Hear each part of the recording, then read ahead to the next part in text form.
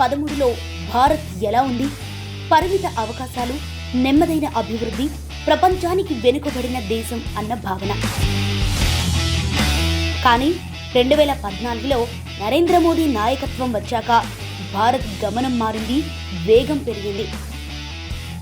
తలసరి ఆదాయం 74,000 నుంచి 2 లక్షలు దాటింది. ప్రతి ఇంటికి విద్యుత్ చేరింది. ఇంటర్నెట్ గ్రామాల వరకు విస్తరించింది. డేటా ధరలు ప్రపంచంలోనే చౌకగా మారాయి. లక్షల కిలోమీటర్ల హైవేలు, మెట్రో రైళ్లు, ఎక్స్ప్రెస్ వేలు, కొత్త ఎయిర్పోర్ట్లు, సోలార్ శక్తిలో ప్రపంచానికి ఆదర్శంగా భారత్. దేశ రక్షణలోనూ అభివృద్ధిలోనూ ప్రపంచం ఇప్పుడు భారత్ వైపు చూస్తోంది. ఇది కేవలం మార్పు కాదు, మోదీ నాయకత్వంలో నూతన భారత నిర్మాణం నిబద్ధత, నిరంతరం అభివృద్ధి.